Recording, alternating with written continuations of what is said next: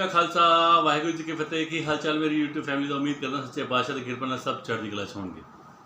इसके पहले वीडियो आगे कंटिन्यू करें, डिस्क्लेमर मेरे द्वारा मेरे चैनल पे दिए हुए view this is not a financial advice, this is only for entertainment and educational purpose.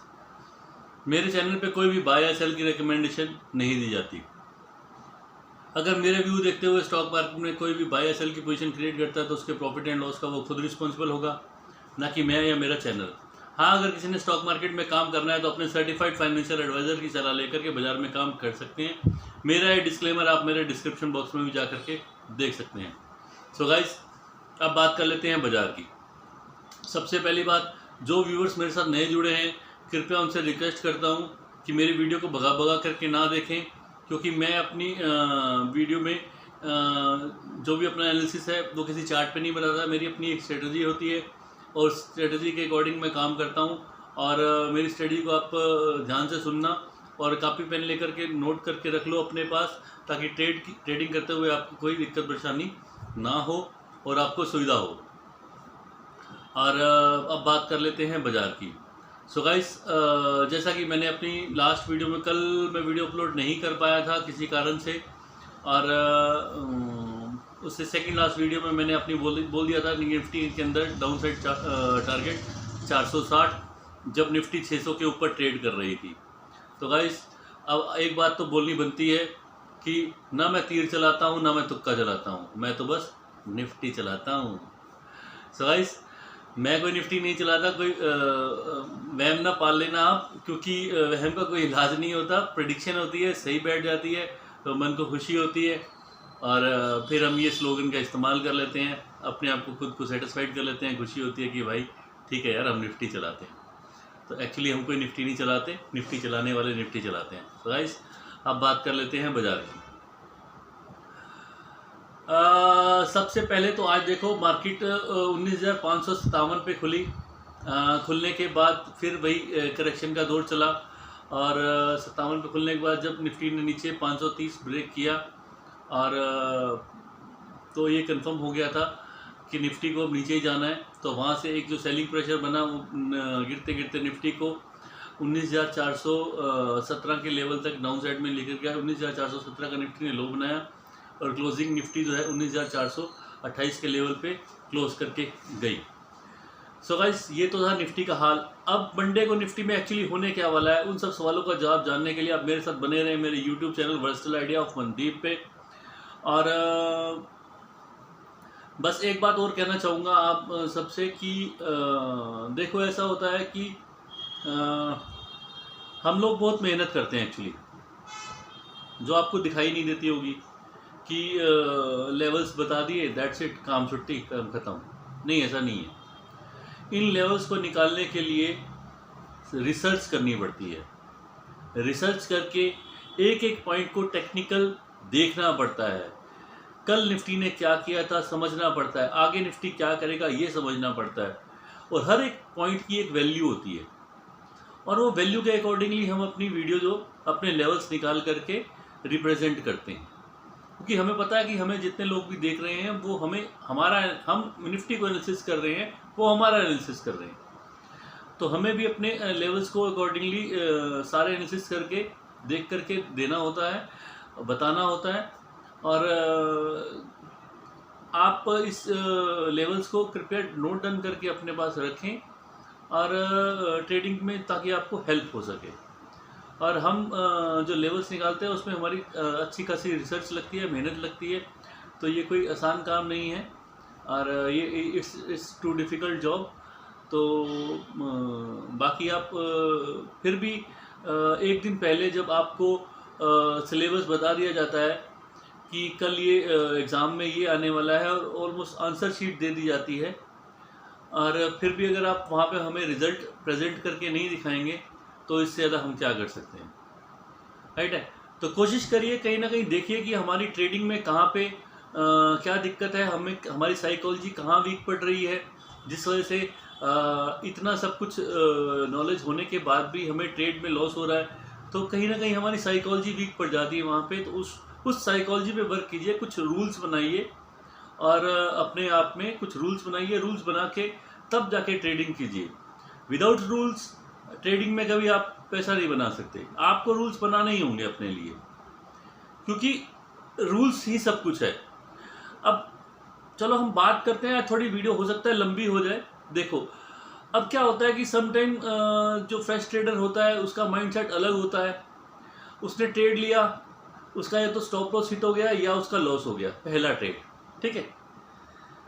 तो फिर उसके बाद वो उसकी मेंटलिटी क्या वर्क करने लग जाती है, उसकी मेंटलिटी वर्क कर जाती है मैं आज ही अपना लॉस कवर करूंगा। पहले जो उसको उस ट्रेड में लॉस हुआ होता है, मान लीजिए 3,000 रुपये का लॉस हुआ होता है, तो वो कहता है कि नहीं अभी तो निफ्टी अभी बहुत स्ट्रेंथ है और ये है और वो है, मैं अपने अकॉर्डिंग काम करूंगा। तो वो सेकंड ट्रेड भी लेता है। सेकंड ट्रेड लेता है तो सेकंड ट्रेड में फिर अगेन उसको लॉस हो जाता है। अब इसमें क्या होता है, एक ह्यूमन बीइंग की साइकोलॉजी बहुत एग्रेसिव हो जाती है, कहती है यार अभी मेरे 3,000 का लॉस था, अभी मेरा 7,000 हो गया, चलो 7,000 हो गया तो कोई बात नहीं, ज़्यादा से ज़्यादा क्या होगा 10,000 हो जाएगा, 10,000 तक मैं देख लूँगा। तो वो फिर थर्ड ट्रेड फिर लेता है, वो जोश में लेता है, उस समय उसका होश खो चुका होता है, उसको नहीं पता चलता कि निफ्टी अब ऊपर जाएगा नीचे जाएगा क्या होगा। वो फिर से अपना ट्रेड अपने आप को सेटिस्फाइड करने के लिए ट्रेड कर लेता है। तो फिर वो ट्रेड वही होता है कि फिर से अगेन लॉस हो जाता है। अब वो जो हमारी छूट रही थी जान 3,000 रुपये में, 3,000 की जगह 7,000 गए, और 7,000 के बाद अब जो लॉस होता है वो 15,000 रुपये का हो जाता है, क्योंकि हम कवर करने गए थे अपने 7,000 को, 7,000 के साथ हमने 8,000 और दे दिए। तो ये एक ह्यूमन साइकोलॉजी है, इस साइकोलॉजी पे काम करना पड़ेगा जो भी ट्रेडिंग की सेगमेंट में काम करते हैं। अगर आपका एक ट्रेड लॉस में चला गया है तो ज़्यादा एक्सपेरिमेंट नहीं करें और अपना एक रूल्स बनाएं कि आपको दिन में कितने ट्रेड लेने हैं।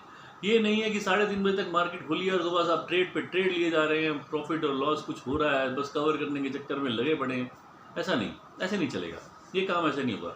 ये रूल से होगा, डिसिप्लिन से होगा। आपको समझना पड़ेगा कि आप अपने पैसे के साथ खिलवाड़ कर रहे हैं, अपनी मेहनत की हार्ड मेहनत की कमाई के साथ आप गलत काम कर रहे हैं। जिस पैसे को कमाने के लिए आपने न जाने कितनी मेहनत करी होगी, उसको इस तरह से आप गलत ट्रेडिंग करके खराब नहीं कर सकते। हाँ, आपने एक अपने एज पे एक ट्रेड लिया है, ट्रेड का स्टॉप लॉस हो गया, नो प्रॉब्लम, कोई दिक्कत नहीं है। आपने एक एज तो लिया। अब ये रिवेंज ट्रेडिंग जब आप करना शुरू कर देते हैं, फिर उसमें माइंड चलना ही बंद कर देता है और वो साथ छोड़ देता है आपका। फिर उसके बाद लॉस पे लॉस, एक दिन लॉस होता है, फिर उस दिन अगले दिन मॉनिटर पे क्लिक करते हुए हाथ कांपते हैं, शिवर होते हैं, क्योंकि कॉन्फिडेंस तो कल ही लेके हो गया था। और फिर जब कॉन्फिडेंस चला जाता है तो ट्रेड अपने आप ही खराब होना है, फिर उसको कौन बचाएगा। सो गाइस, कुछ रूल्स बनाएं।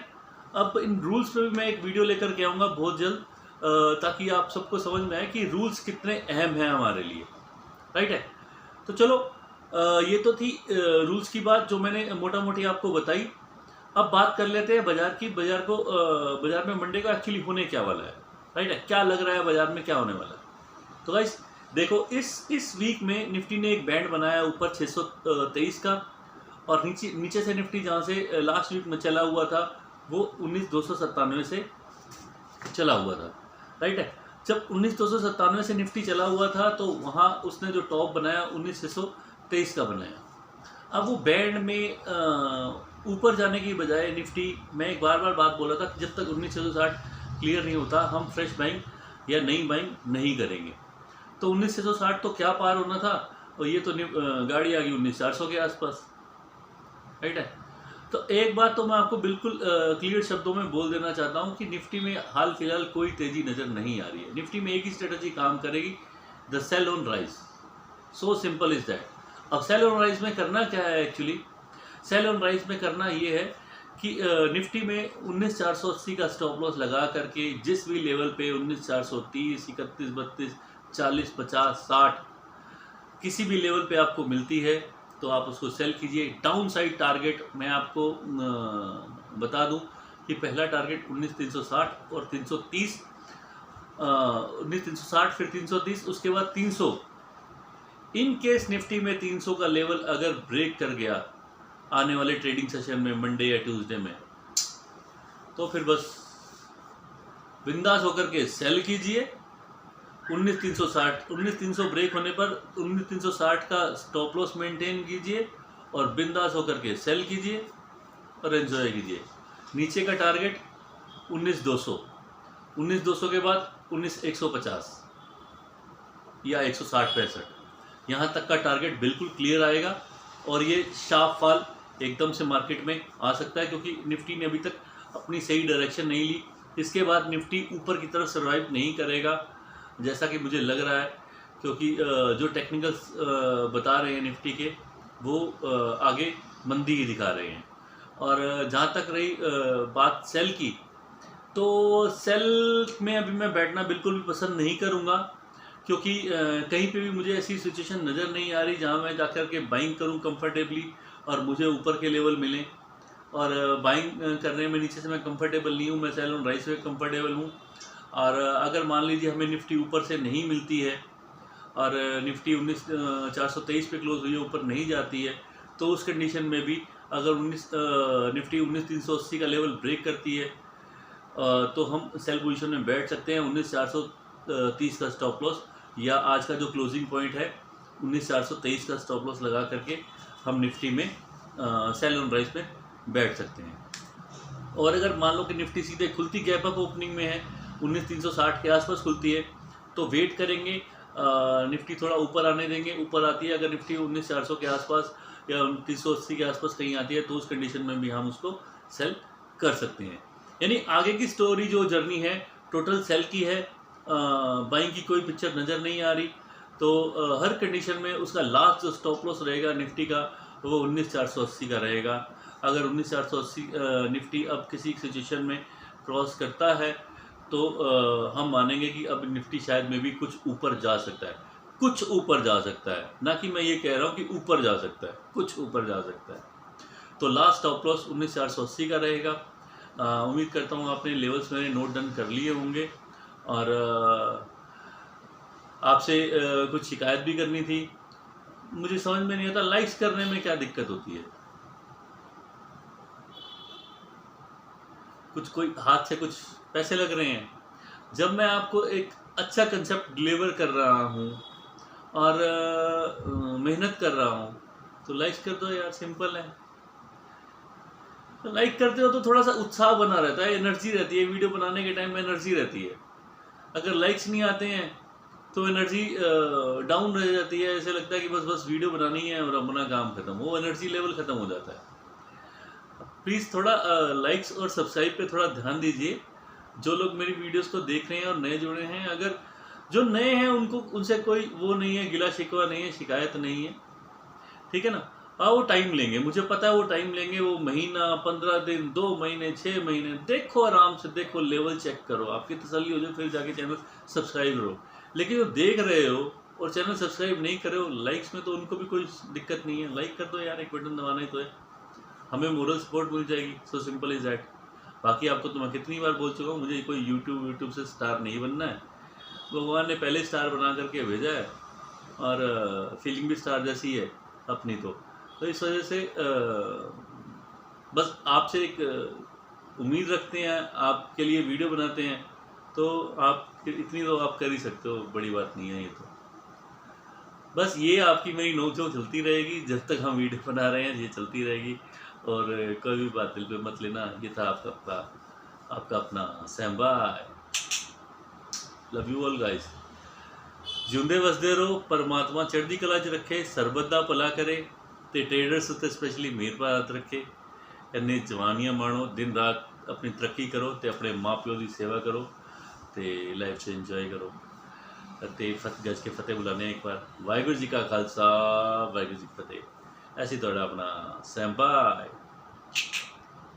Love you all guys, see you next video, bye bye.